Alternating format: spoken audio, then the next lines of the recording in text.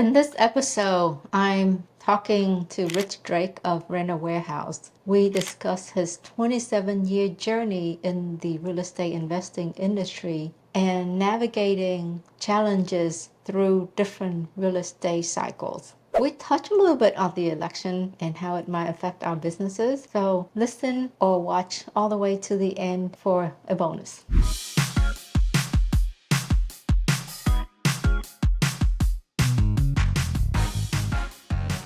Hey, it's V Lee here. If you enjoyed this video and found value in our channel, can you do me a quick favor and hit the subscribe button? It helps this channel more than you know, and it allows us to reach more people to help them to reach financial freedom through real estate investing. Thank you and enjoy this episode. I'm sorry for this interruption. I've been asked a lot about passive investment, and I understand that there is nothing passive about being a landlord unless you can find a great property management company. So if you own an Airbnb, a vacation rental, or a short-term rental, and you are looking to free up your time, contact our team at Buzz Vacation Rentals at 281-549-8432 or check out our website at www.buzzvacationrentals.com. Thank you. This episode is brought to you by Jet Lending. For over 20 years, Jet Lending has been helping real estate investors succeed. They offer 100% financing so you can be in at $0 at closing. I can always count on Jet Lending to fund my deals. If you're looking to fund your next deal, contact our friend over at jetlending.com. This episode is brought to you by National Real Estate Insurance Group, a national independent insurance agency specifically for real estate investors. I personally use NREIG for my investment properties. They offer a low monthly payment option to help you to lower your cash out of pocket when buying an investment property. If you're looking for insurance coverage for your flips or your rental, reach out to them. You can click on the link in the show descriptions, or you can reach out to Jules at 816-946-8443. The contractor that worked on one of my property yesterday, he said he got damage on his property, but he wasn't going to file any claim because he was worried that his premium was going to go up. And I'm like, that is the craziest thing that you can do to yourself. Yep. You know, you need to file your claim, even though he was going to fix it himself, but he needs to file the claim. Even if you're worried about that during a named storm, that doesn't apply. So I made over 100 claims in one storm one time, so didn't affect me at all. For investors, for anyone who owns property that listens to this podcast, don't let the fear of your premium going up prevent you from filing your insurance claim when you need to file it. Yeah, don't take advantage of it, you know. Don't try to do falsified claim, but when you need it, you should file it. Absolutely. You know, you said you're having a bad week, and you know, I do that too. You go through a great time in your business and you go through a really rough time in your business, and I've always said, I bet I've said this 100 times. You know, one week you're Googling how much a Ferrari costs, and the next week you're looking for a bankruptcy attorney. So it's a wild ride being an entrepreneur. A lot of fun. It is. It's certainly not for the faint of heart. I mean, it really practices your patience and your heart and oh yeah, your thick skin and everything. So we've known each other for what, 10 years or so now? Oh, at least 10. Yeah. But you've been in real estate for 27 years. 27 years, 1997. So I feel like in all of my real estate career, this moment that we have now, to me, is the most, it's just the weirdest time. We are facing this weird time with a lot of uncertainty. So if you can help us to share your 27 years, like, I mean, you've been through a lot of ups and downs. Sure. How did you maneuver? You know, it's interesting is for the last year or two, everybody's been kind of watching the rates and watching what's happening, and everyone's on the edge of their seat waiting for something to happen so we can adapt to that, right? So we can say, okay, how do we thrive in this market? How do we thrive with higher rates? Or how do we thrive with, a 20% drop in values or whatever it might be, right? Inflation. And I think what's happened in the past, specifically '08, for instance, no one saw it coming. It just hit suddenly, and everyone had to react, and everyone was cash poor because we were just feeding the machine, right? Just money going in, more deals, more deals, more deals. And then when it hit, the few people who had cash really capitalized because they were able to buy properties for pennies on the dollar. And I think one of the things that you asked was, how did I make it through 27 years? And you're right. I've had great times and horrible times. I've had times where I thought I was the richest guy in the world, and I've had times where I put my house up for sale, I sold vehicles, I bought a Honda Civic and replaced a brand new truck because I couldn't afford to pay for it, right? But I think the way people survive in the long term is being able to adapt, right? Is don't just get tunnel vision and do your business the way you've always done it. As the market changes, as the world changes, as tech changes, you have to change your business, and you have to constantly be looking at things like AI. 10 years ago, 15 years ago, we didn't know what a cloud was. And now we don't have filing cabinets in our office anymore. We used to have rows of filing cabinets with files. We don't even have files. They're all electronic. So you have to continue to adapt and innovate. I think that's the key. I think it's worth to separate adaptation with constantly changing. Someone who always chase the next best thing versus someone who's adapting. Sure, for sure. The shiny object, right? The squirrel moment. Every time you turn around, they're changing what they're doing. Certainly you don't want to do that. What I mean by that is taking the business that you are doing and tweak it and refine it and maybe take a different angle towards how you purchase property or how you rehab or how you do your rentals, or more rentals, less notes, more notes, less rentals. Things like that can be refinements, and you're absolutely right. You can't constantly chase the next big thing and completely just throw an old business away and go to a new one, to a new one, to a new one. You're constantly starting up, you'll go broke. So looking back, where would you say was the toughest time that you, in your business, that you had to deal with, and how did you get out of it? Oh, definitely 2008 for us. The quote big crash. We were buying and flipping houses. We were holding a lot of rental property, but we also had a hard money lending company at the time. We had about $50 million loaned out, which is a significant amount of money for anyone. And when the market crashed, we had one lender, and that lender shut the whole thing down. They said no more loans. For us, as an entrepreneur and a risk taker, I look at it and said, this is the best time to make loans. Properties are cheap. I can make a loan for 30, 40 cents on a dollar compared to what I was loaning before. And we could really succeed in this market, but they shut us down. So that was when, I mentioned selling vehicles and all that. We had to buckle down. We had to eat top ramen like we were in college again, right? So, yeah. I've worked my way through that. We were able to liquidate the properties. We had over 300 foreclosures where we had a lot of investors because we were servicing a little over 600 loans at the time. And what happened was folks couldn't sell the properties. They couldn't get them sold for what they owed on them. And for the most part, the folks that couldn't refine their process or innovate or figure out how to change their model, they failed. And so we had to foreclose them. We didn't want to. We had a lot of deed in lieu of foreclosure where they would say, I just give up. What do I need to sign? So we went through a lot of that with a lot of people, and it wraps right back around to our previous conversation. They weren't able to adapt, right? And so we were able to figure out, well, for the properties that we had that were rentals that were vacant, we sold them on notes, things like that. We did things that were different in order to survive. And a lot of people won't think outside the box. They just trying to do the same thing they've always done, and they weren't successful.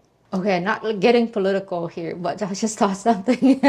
From when we go through experiences, we try to insulate ourselves and try to anticipate for the next big thing to come, right? Okay. And at this moment, I feel like I'm trying to anticipate who will be in the White House next, because that's Right. affects our day-to-day business. Like, do you actually have plans of, okay, if Trump's going to win, you will do this, and if Kamala's win, then you do that? You guys actually do something like that? For us, it's not necessarily as big of a factor as it is for some businesses, Okay. right? If you're a steel manufacturer, it's a big difference, right? But for us, my main business is managing rental properties for landlords. We take care of the tenants and toilets, right? I also coach small businesses to help them get better at building a team, building processes and systems, right? But those type of things are always going to be there. It may affect how we market, right? And it may affect how we do our business a little bit, but for us, it's not a whole lot different. If the stock market reacts positively to one and negatively to another, I won't like that if it's negative. But if the stock market is negative, that makes more people invest in rental property. So that would be a good thing specifically for Renters Warehouse, right? Not for me personally. If the stock market is screaming great, more people think that they're Warren Buffett and they're the smartest investor in the world, and they're all going to put their money in the stock market because they think they can do it. So that means less customers for Renters Warehouse. So, we just have to market differently, most likely, and our operations will probably stay pretty much the same. So I'm sure each time, again, like when you go through an experience, you probably document it, whether you actually write it down or mentally make notes. What are some key factors that help you to sustain, stay relevant to, 27 years is a long time. So what are the key factors that help you through all the 27 years? It's funny. Yes, that's not something I really think about consciously. Obviously, being on the world's greatest podcast is an important way to stay relevant. So that's why I'm And you here. are on one right now, the world greatest, with That's the what I'm best saying. host. hmm But one thing I think is really helpful for me, and to me this is really interesting, and I bet you do exactly this. And tell me if you do. I am members of a lot of Facebook groups that are only property management company owners, and it is so helpful when someone asks a question. You go, "Man, I've asked that question before, and I think I know the answer." And then you start reading 20, 30, 40 comments, and you look and you go, "Golly, that's a really good idea," and we end up implementing that in our business, right? So there's a wealth of knowledge out there, and it's not just from the gurus or the paid, guy that says, "I can teach you how to raise your fees better in property management," or "I can teach you how to make more money on an Airbnb. Pay me $10,000, right? So it's interesting that the resources out there to continue to learn and continue to get better are there. And it's funny that I found social media to be very effective at that. Yeah, I think years ago when you started, you didn't have social media, Mm-mm. and today, personally, I think social media. I feel sorry for the children growing up because whatever they do, the one mistake they make one time will be online Yep. forever. Forever. But And God knows we all have those moments. So I remember the first time we advertised we buy houses was in 1997, and we put up billboards in Houston, and no one had ever done that. We were getting so many inquiries, and they came through the fax. And yeah, everybody remembers the fax. I don't do faxes anymore, but every lead we got came through a fax. And my partners and I were sitting in one big office, 3 desks in one office. And when the fax would start making noise, everyone would yell, "Not it," because we all had a stack of 10 leads we still haven't called back. It was so crazy. We were buying so many houses. We'd buy 100, 125 houses a year at 40, 45, 50 cents on the dollar all day. And now it is a highly competitive landscape in buying and selling houses. let's talk about that, the change in the real estate industry, about what we do, just for a hmm minute. You started off, you set the stage really well there with faxes, like we did faxes. But now you have people selling across the nation. Like you don't have to be where you are to buy or sell the real estate. What's your thought, your observations on that, and where do you think this is going? With AI, with a lot of innovations. It's really interesting, and I'm probably not the expert at any of that. I do know a lot of folks that are very successful at what I guess they call dialing for dollars, where they hire, people call them virtual assistants. I call them remote team members, right? They're part of our team. And we have remote staff as well for certain tasks, but they have them dialing outbound calls to homeowners to try to buy houses, and they've become very successful at it. And the next iteration is a computer calling and pretending to be a person and making those calls at a greatly reduced cost. and the government's going to come down on that. They're not going to like it, but that's innovation. And the whole AI thing is really interesting, and the robotics thing is really interesting, and people are complaining, well, this job will be gone and that job will be gone. Well, I don't feel it's any different than the guy who used to fix wagon wheels is out of a job when the car was invented. The guy who lit the street lamps is out of a business when electricity was invented. It's inevitable. Innovation is coming, and you just have to adapt. And if your job goes away, you do a new job. Well, I thought it would be cool. Like, they have a first human-free McDonald's in Vegas, right? Mm-hmm. And I thought it would be actually it's kind of cool to do those things. But I wonder how long until we have robot to go out on by appointment and buy houses. I don't think that can be replaceable, but There's no connection, right? There's no yeah. trust. When Eddie Gant, the notorious Eddie Gant, he'll say belly button to belly button. There's nothing more important than that, right? Where you can convey that you have the competence, you have the ability, and that your business, you're going to follow through with what you say, and no amount of computing power can convey that type of thing to another human being. I agree. Because, yeah, I mean, I try to talk to ChatGPT. It's funny, we're trying to have conversations, and when you start asking about, what's your opinion on this? And I don't have an opinion. But you can tell it to have an opinion, right? If you said, "Hey, I'm going to hire you to do this job, and I want you to make these phone calls, and you need to have these 25 opinions," it'll do it. But Yeah. it doesn't make it trustworthy as a human unless the person doesn't realize it's not a human. Then we have a conundrum there. Yeah, then we're talking about Westworld. See that That's show, right. Westworld? Yeah, That's crazy. you got it. Okay. You have multiple businesses. I do. What do all of them share? I think when you're my personality type, so I'm what people would call a serial entrepreneurial. Some people call the entrepreneurial personality type. My brain works different than most people. Yours is like mine. It's very different than a normal. We're about 1% of the population. But when I go to a restaurant, or I go to a coffee shop or a donut shop or wherever I am, if I'm standing in line waiting to get to the counter, I've already rebuilt the process on how they're operating their business to make it better. Guilty, yeah. Right? How many people do that? How many, I was in a conference and it was like, okay, how many people have a significant other that says, just put your phone down and stop working, right? How many people say, can you just turn it off, right? So we can't turn it off. We can't help ourselves, right?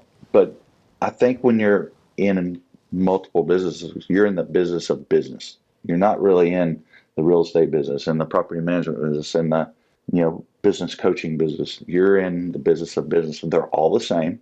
All businesses work the same. They all have the same 6 key components. And when you get into a business and you have the proper systems, you have the right people in the right seats, you have a vision, you have a long 10-year target, reaching for the same goals, and you teach your staff to do that. It's not different based on the industry. They're all the same. So what are the framework of a business? Because yes, you have your real estate business, your lender business at one point, your rental warehouse business. I'm sure they all share a common framework, because as a business, Sure do. they all share, it's the marketing may be different, the product, the service you provide may be different. You have different customer, but you have commonality. So can you explain what those framework that all of your businesses share?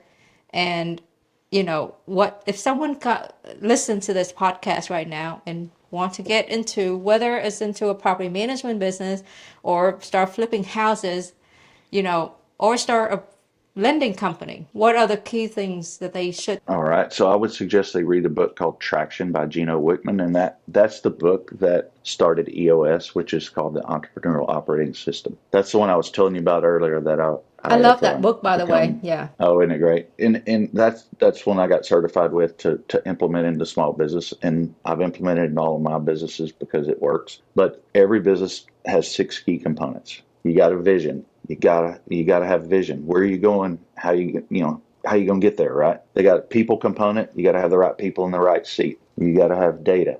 Do you know your data? Do you know your numbers? Are you tracking your numbers? Are you tracking them as often as you should, right? And then everybody has issues. And the problem with issues in businesses, everybody has them, right? There's always going to be a problem. And I read a great book. It was Developing the Leader Within. And he talked about that business is hard. If you're a leader in a business, your entirety of your job is fixing issues. So when you have a day where you say everything went wrong today, that's not really true.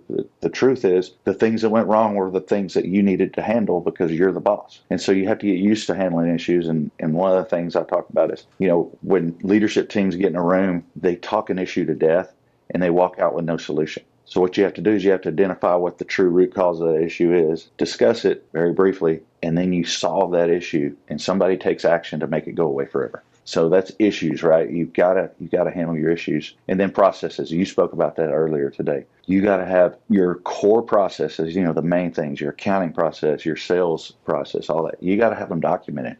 And you don't want a 500-page manual, right? Because nobody's going to follow it. Nobody's going to read it. But you need it at a high level, the major steps, so you can get through those processes and everybody does things the right and best way every time. That's very important. And then the last one is the name of the book, is traction. If you've got everybody focused on that long-term vision and you've taught them how to get there, and they're all rowing the boat in the same direction, you'll get a lot more traction in your business and you'll make a whole lot more money and live a whole lot better life. I use some concept from the traction book. We do, the one that stuck with me the most was the analogies of a jar, and you start filling it up with rocks, pebbles, and water, sand. Absolutely. And water. Yep. And that concept is more visual to me than anything. Just like if you start filling it up with water, yes, and then your vase is full. You can't fill it up with anything else. So and you're funny you say that, because every business person gets it. Once you say it, they go, absolutely, but they don't behave that way.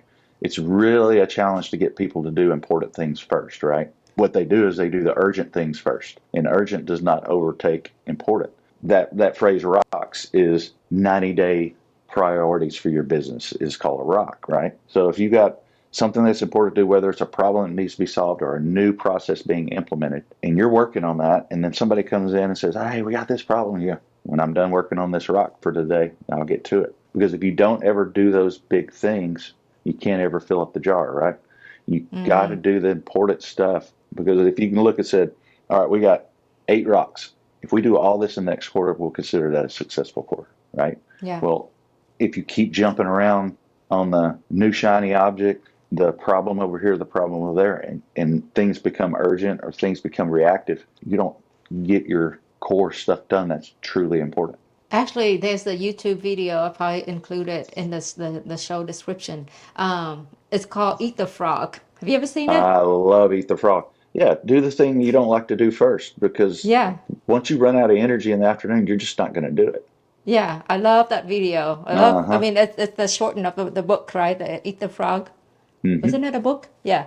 But that visual, that video, just so funny, and it's so. I show it to the whole team, and they loved it. Very true. We tell our staff to eat the frog. I mean, honestly, as a leader, even our leadership teams in our companies, they have the luxury of delegating, right? And so if it's something you're not good at and you don't like to do, you absolutely should delegate that. You should not be doing things you hate to do and you're bad at. But as a frontline employee, sometimes part of your job may be something you don't care to do that much. Do that first. Absolutely. I agree with you on that. Well, what advice do you have for someone like me? I could hate something, but I could be good at it because I feel like I have to, and eventually I lie to myself that I'm good at it. Well, and then there's 4 quadrants, right? There's something you love to do and you're great at. You love to do and you're not good at. There's something you don't like to do and you're good at. And there's things you don't like and you don't good at. You need to stay out of the bottom 2 quadrants. Things that you aren't good at, just get somebody else to do them. And it doesn't pay to teach yourself to do something you hate and force yourself to like it. And usually it's something tedious anyway. And as a leader, you need a repetitive task done by someone who is not as highly compensated as yourself. So on that point, that leads me to what advice, how do you suggest that someone navigate through delegating or identifying the rocks?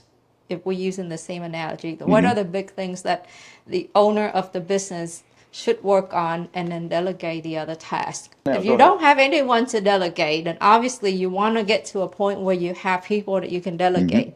Yep. And then once you have people to delegate, and I think that's the next challenge that for a lot of business owner, us real estate investors, because when we start out, we most likely are a one person band, team, Mm-hmm. and Mm-hmm. then as you grow, you try to pass along the task to someone else.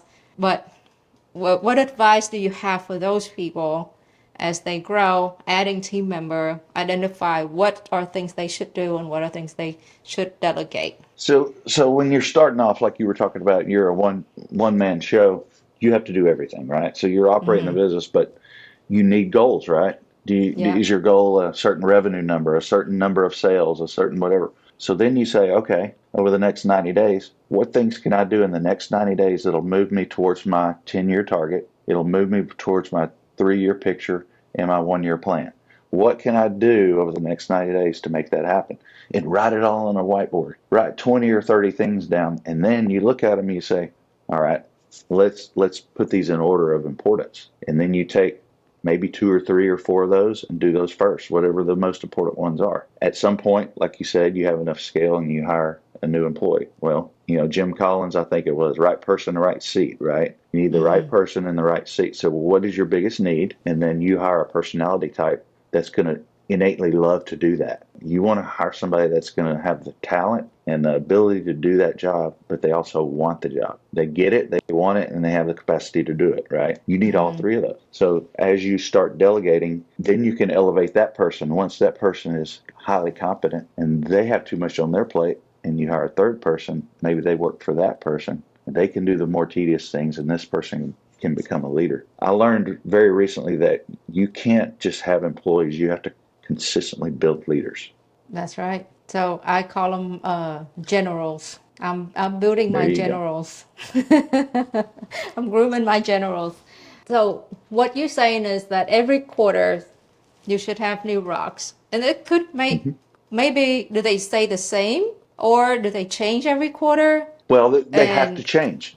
They have to change because in a perfect world, you solved those rocks. You completed those tasks, right? So if you get to the end of a quarter and a rock is not done, then maybe you do have to make it a rock again because you failed at completing the rock. But sometimes teams will get too aggressive and have too many rocks, or the rocks are just too much, right? And sometimes they complete their rocks in the first 3 weeks and they underestimated how much they could do. So, and it takes time to feel that out, and that's something I help people with my EOS businesses, how to build a list of rocks, and there's a process to do that. Everything has a process. yeah, because I feel like focusing on the wrong thing could also hurt the business, Absolutely. the growth of the business. And Hmm. it could also lead to negative impact on the team. If the team doesn't feel accomplished, doesn't feel Hmm. successful, Hmm. it's a negative, a heavy weight on them. If they don't believe in your vision, it's a problem as well. I had a recent, I say a recent issue, but when I got certified through EOS, we went ahead and looked at our vision and looked at our core values again and did it the proper way versus the way I thought we should have done it 10 or 12, 14 years ago, right? What's the And it proper and it way? come to find well, it came to find out, well, you involve your leadership team in deciding what those are, right? Because we want it to come from the heart, right? You want your core values to be truly what you believe. And so when you get in a room and you figure that out, come to find out there were core values in our business that many of our leadership team didn't really embrace. And so we had to change some of our core values. And most companies will create core values, make a poster and put it on the wall and move down the road and never speak of it for 10 years, right? And you have to truly breathe your core values. You hire based on core values. You fire based on core values. You review, reward, and recognize based on core values. So when someone comes in to get a job, they get a core value speech. And if they don't agree with your core values, they'll go away and not want to work there. But that's what you want. Because if you have a vision and you have values and everyone's not on board with that vision, the boat's not going to go as fast as it could, right? It's going to go slower. Like you said, it's going to hurt your business. Totally agree. Okay, business coach. Uh-oh. How do you feel about business coaches? Should a person have more than So one? And should they have one and should they have more than one? Well, I think anybody, if you're a baseball player, you'd have a coach. If you're the best baseball player on your whole team, you still need a coach. You shouldn't have more than one coach to teach you the same thing. For instance, like I coach companies that also have a CEO one-on-one coach or a leadership coach specific to leadership, right? To me, that's not the same thing, right? It's important. We have a leadership coach for Renters Warehouse that comes in and we pay them money to coach us on how to be better leaders. The story behind that is interesting. So in June of 2023, my 56-year-old self had a heart attack and almost died. I kind of was like, what in the world? I had no idea. I had what they call a widowmaker, which is evidently a big deal. So when I kind of stepped back, I was like, well, then you get that soul sick and what am I doing with my life, right? How am I going to improve my health? How am I going to, you start focusing on different things than you did before. Before it was like, how do I make more money, right? How do we grow this business? How do we do this? But what I found out was, when we would do those big events with us in Jet Lending, I loved helping people get better at real estate, right? I thought it was a really neat thing. And when I'm in a group networking and someone asks a question, I'm able to help them, right? So I realized that my real passion was helping people. I refocused and we use EOS in my business. It's been so successful because of using EOS that, I thought that was the best vehicle to help as many people as I could. So that's what caused me to consider that. And, I've spent hundreds of hours training on how to help businesses because it's just, I love doing it. Get in a room and talk business all day, sign me up, right? So I do it as often as I can. We're talking about business coaches versus like a personal therapist, right? Yep, completely different. So for instance, EOS trains the leadership team. So not just the owner, right? If you're an owner and you're not active in the business, you're not allowed to come to the training sessions because you're not part of it. You're not part of the leadership team. You're the owner. Okay. You're in the owner's box. It's like the penalty box, right? If you invest in a company in the stock market, you don't get to tell them what to do, right? So that's same with a private business. If you invest in a company and you give someone the authority to run it, get out of the way, right? But a lot of the businesses that are small businesses are owner operated. So and so our target market, for instance, for EOS implementers is 5 or 10 up to 250 employees is a pretty good range of how big a company is. It's typically our client. I'm helping a startup now, and you know him, but he's starting a new business. He's a serial entrepreneur like I am, but he's used EOS in the past, and he wanted me to implement for him. He doesn't have any revenue, and he's still hiring a coach because he knows it'll accelerate everything, right? So it's traditionally about 10 employees and up is when you want to start thinking about if you were going to do something like EOS. Okay, I'm curious because I think we've had EOS many years ago, an EOS coach to come to our office and did the thing. Did you do, what kind of profile test did you guys do? Or do you still do those profile tests? Was it the predictive index? So usually, like with a new team, we don't do any profile tests, but we train the Colby test to the teams after about a year or so, after they've been in EOS for a while, and then we teach them how to use Colby, and I really love Colby. Yeah, I use the DISC profile as well, but Colby is really, really good. I keep denying that I ever want to be a coach, but I feel like I am a coach to my team every day, and I love all the profile tests. I just love reading them. I love reading about people. I love deciphering the human being, Right. the psychology of somebody. Well, it's interesting. Like with DISC, for instance, if you're hiring somebody to be an accountant and they have a bunch of I and a bunch of D, which is D is a driver, right? They go, go, go, go, and I is a talker, right? They're not a good accountant.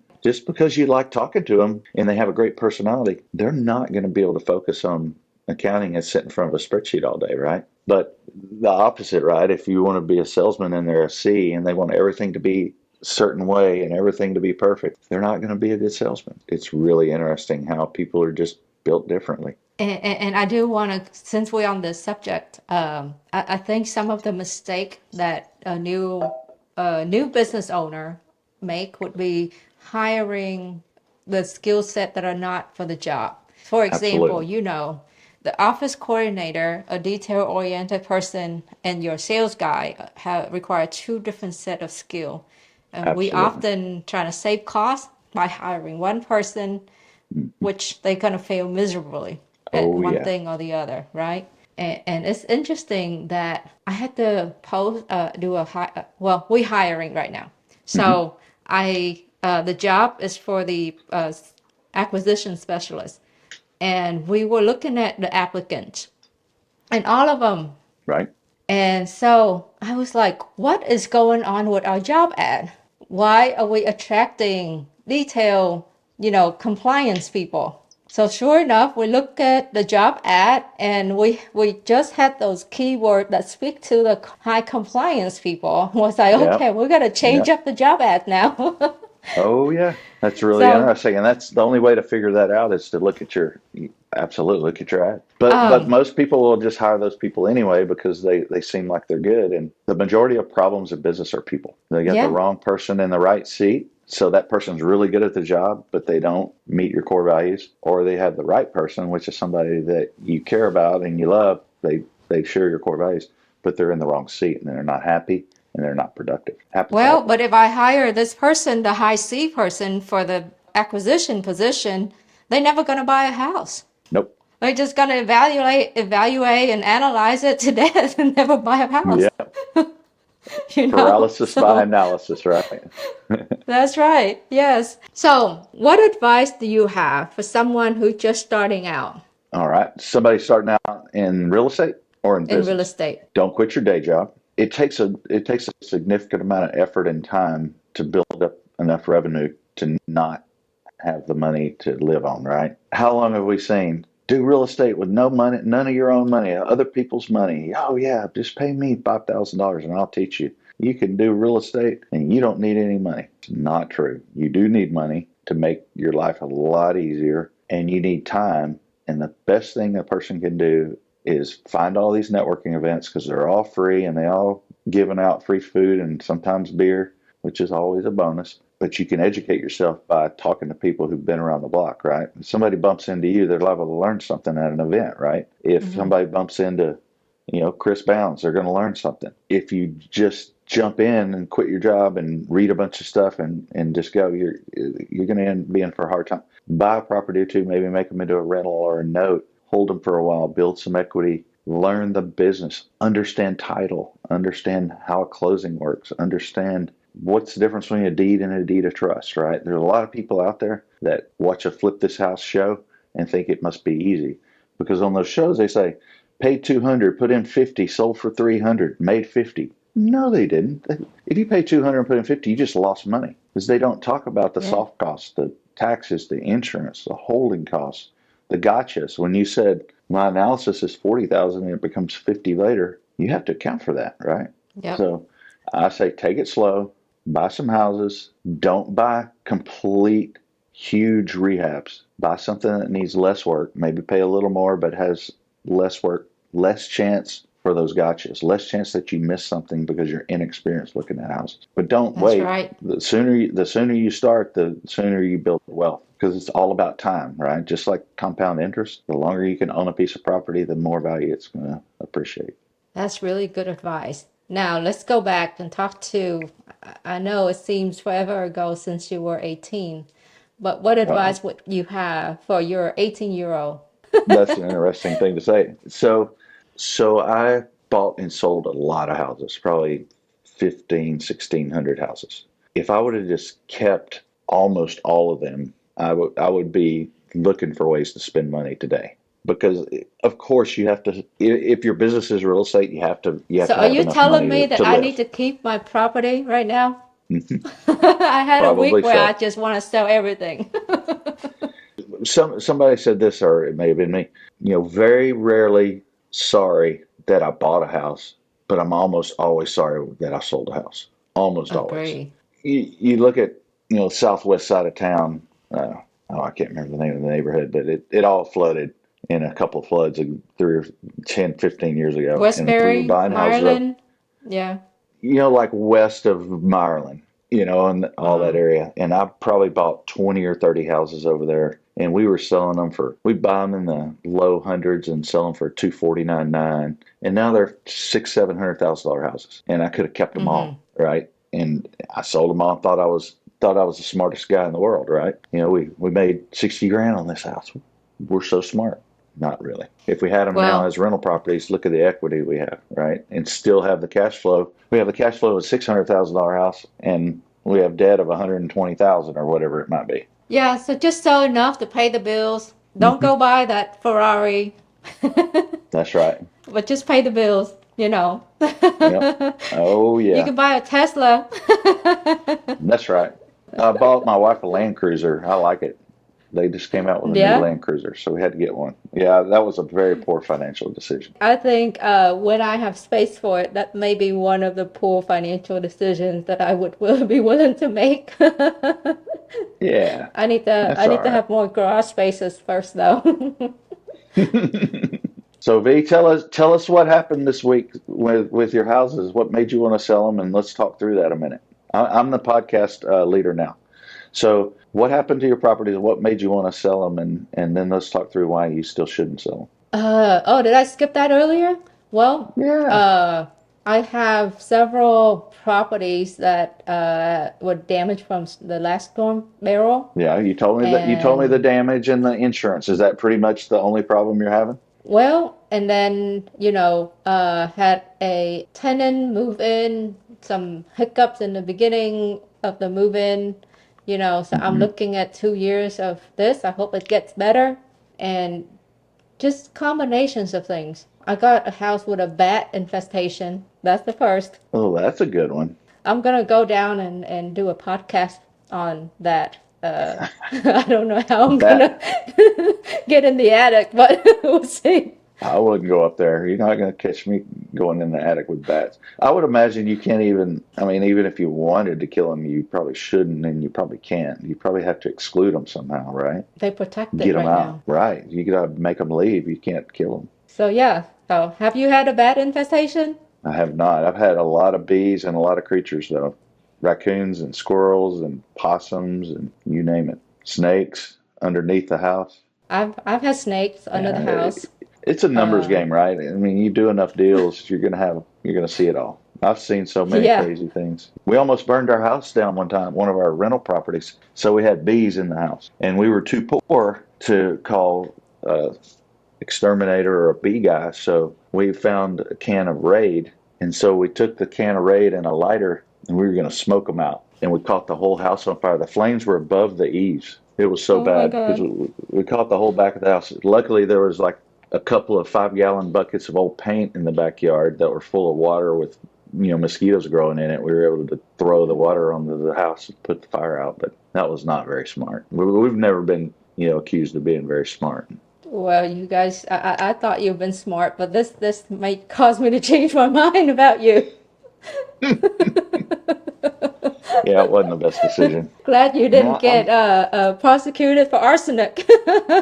that's right, arson and bee killing. I'm more environmentally conscious now. I care about the bees, so I have bees at my house because we have several I've had acres, that so I have last year. bees. Yeah, we have Oh, beehives. We actually have oh, a honey company. They come out and put the hives out, and they give us free honey, and we don't get paid or anything. We just get free honey. yeah. No, I've Yeah. had bee infestation in the subfloor. Oh yeah. So get this. So the other day, my inspector's over at one of the rental properties, and they're in the backyard, and behind the house is like a right of way, and there's a city mower mowing the right of way, and they stirred up a beehive in a tree, and my employee got 62 bee stings and Oh had to go to the wow. ER, and the tenant got more than that. They had to go to the ER, and the dog even got stung. And so, I mean, she's okay because she's not really technically allergic, but she had to go to the ER and get a shot and do all this stuff because 60 stings is a lot. Wow. But man, that's crazy. Somebody bumps a tree when you happen to be in the backyard. Golly. So on that, who's responsible for the medical expenses? Yeah, it was workman's comp for Okay. us because for our employee, but for the tenant, it's not on the landlord because it wasn't even the beehive wasn't even in the yard. It was behind. It was in another property. It was just bad luck. Oh wow. Crazy though. That's terrible. I mean, That's now terrible. here's the thing: if you're a landlord and your tenant reports a beehive 3 or 4 times and you do nothing about it, Now you have liability, right? And that's just common sense. When a tenant reports an unsafe situation, you need to be on it. Peepholes, if you don't have the right, we could go through this for an hour or two, is what happens in real estate that could cost you your business, right? You don't have a peephole in the front door, and you don't have a peephole going into the garage from a detached garage, you have a problem if something happens to someone in that house. Because if someone knocks on the door and they have to crack the door to see who it is and they force their way in, it's on you. So landlords are required to have peepholes on the doors. Correct. There's specific rules. If they have side lights where you can look through the glass and see people, that's okay. But if there's no windows and the only way you can see out is through the people, you have to have it. And what most people don't know is it includes the door going to the garage if it's attached, because it's too easy to get into a garage door, and it's very common to leave a garage door open all day. And so people will knock on that door and you've got to deal with it. Okay, the door between the house and the garage, if it's attached, not the door from the garage to the outside. Correct. And you need a peephole and a landlord lock. You need the keyless deadbolt on that door as well. Yeah. Well, the peephole is new to me. I'm aware of the latch, the security latch from the inside. Yeah. You call it the deadbolt lock or security latch, whichever. Yeah, it's a Texas, they call it. Yep, the Texas landlord lock, right? So you can lock your landlord out. You can lock anybody out as long as you're in the house. That's for my home is my castle theory in Texas, right? Well, we need to have a list of things that can put you out of business, truly. Oh, when you have rental. The list is long. A lot of people, I was having a conversation with an investor there. I don't have the money for this liability insurance. Premises liability on a rental property, it's like $100 a year. Just get it. I mean, if somebody really gets hurt, it's crazy. Yeah. Okay. Well, what are you going to do if Jim retire? I don't know. I might need to retire someday. If I ever retire from real estate, though, I think I'll still do the coaching because I just enjoy it. I enjoy talking business and helping people. So I'll probably do that until I'm immobile and senile, which probably won't be too long. I doubt it, Rich. If that's the case, I can see you pretending to be just to mess with people. Yeah, I can BS my way through a lot of situations if I need to. All right, Rich. Before we depart here, how does the audience get in touch with you?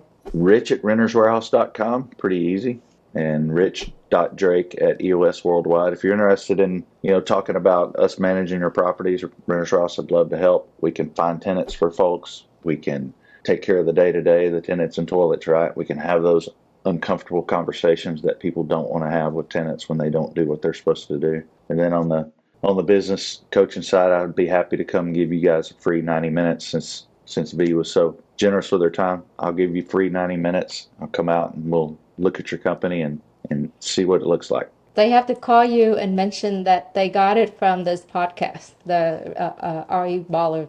There you go. Make them say that, V. Just rich@renterswarehouse.com is probably the easiest to remember, and just let me know what you're interested in. If you're interested in getting your house rented out, we can get it done. We've got a lot of activity right now on rentals, interestingly enough. My biggest takeaway from Rich: adapt and innovate. By the way, don't forget to like, subscribe, and hit that notification bell to stay up to date with more amazing story and insights from our real estate ballers. And leave a comment below. We love to hear from you. It really also helps us with the algorithm as well. So we really appreciate it. So thanks for joining us, and we'll see you in the next video.